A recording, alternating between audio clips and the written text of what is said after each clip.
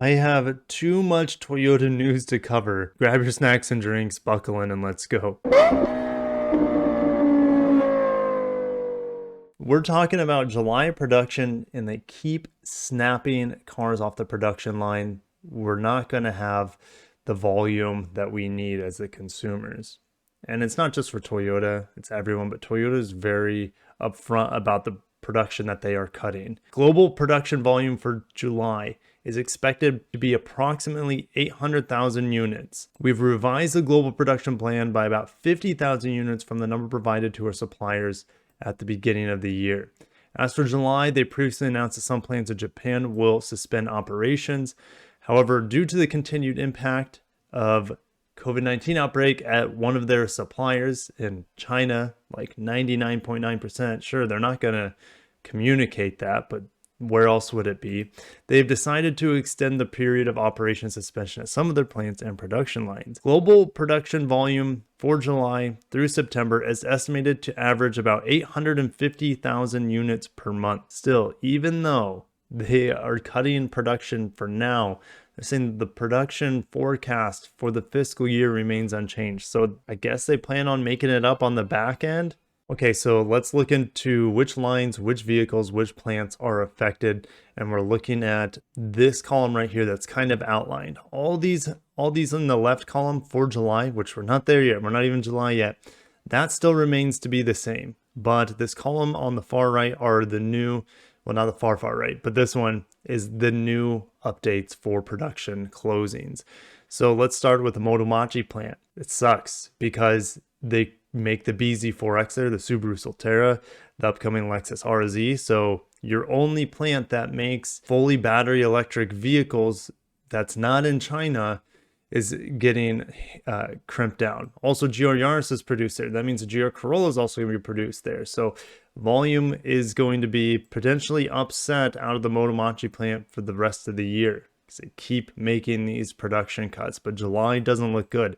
Essentially like a week and a half out of July that's being shut down for those vehicles, which includes the Lexus LC. If we go to the Takaoka plant, so it's just affecting their second production line, but that includes the Harrier/Venza as well as the RAV4. Now, most of the RAV4s we get here are built here in North America.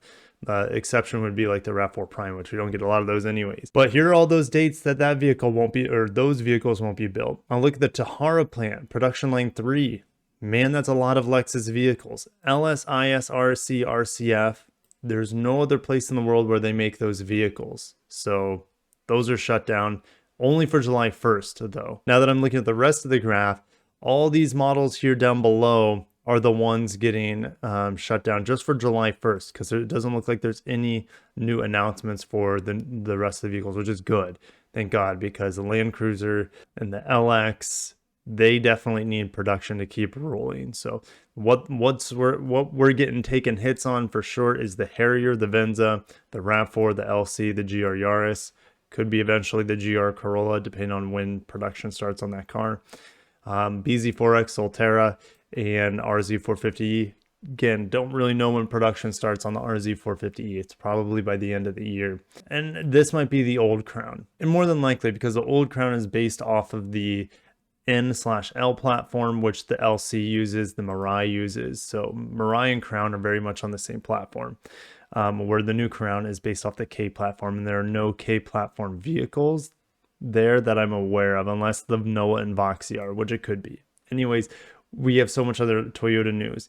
Senator Manchin says the union-built EV tax credit is completely gone. So last year they said, oh yeah, let's give all EV tax credits to everyone except the union-made EV tax credit, which only goes to the big 3 union-made vehicles. So you'd have like a $12,000 tax credit on something like a Bolt EV that already costs, let's say, 30 grand. So you're telling me that car now costs like 18 grand? It just didn't make sense. And it was just a completely unfair thing. So luckily, that's not going to be a case. Just had to bring that up. This was fascinating. Toyota brings back former executive Julie Hamp as media advisor to President Akio Toyoda. She's back at Toyota after the shocking 2015 arrest in Japan on suspension of drug possession, resignation, and released 20 days later without being charged. They arrested her for apparently having Oxycontin, or oxycodone, however you want to say it. Supposedly it was shipped from America. They were never actually found her guilty though, and she resigned from her job. She had other jobs after that Toyota job, and Akio Toyota just now brings her back on like 7 years later as a media advisor to him. Pretty crazy. Like, that's quite a story. I'm not going to go more into it, but it's a little bit in the lines with Carlos Ghosn and how their law and order system in Japan is completely different from most parts of the world. Very ancient almost. Anyways, Toyota to collaborate with Redwood Materials on a sustainable closed-loop electrified vehicle battery ecosystem. This is important because if we don't recycle batteries, not only will we run out of raw materials because, the earth has a finite amount, but we'll also pollute the earth massively, and batteries will get more expensive if we can't find ways to recycle them. So the big things they're getting out of these batteries when they recycle is not the lithium, it's actually the nickel as well as the copper. The company plans to ramp production of anode and cathode components in US by 100 gigawatt hours by 2025, enough to produce more than 1 million electric vehicles per year. Together with Toyota, Redwood will investigate ways to seamlessly incorporate battery recycling through domestic battery materials manufacturing into Toyota's battery production strategy, beginning with North America. We know Toyota's recent investment of over $1 billion in the North Carolina battery plant that should be open in 2025. And that battery plant is expected to produce batteries for 1.2 million EVs per year.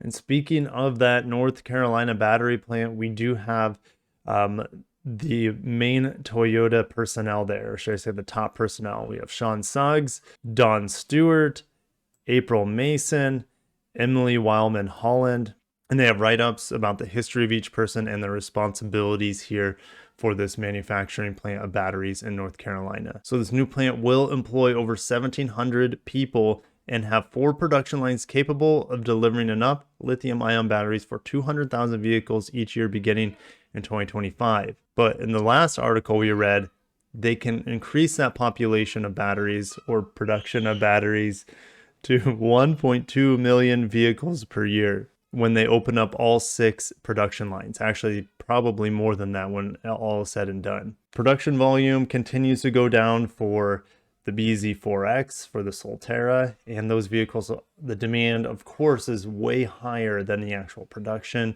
Also, the RAV4 production is going down. Will that affect the population of RAV4s here in the United States? Not really. I would say more so the Venzas, because the Venzas are all imported from Japan. We don't make them here stateside. Where the RAV4s here, I don't think there's any production or major production shutdowns of those production lines here in North America for the RAV4 and most of those other vehicles from Toyota. But I just want to update you guys quickly. I need to get into the next video. There's so much news I need to cover. Hit the like button, subscribe for more Toyota news and reviews. Catch you in the next one. Peace.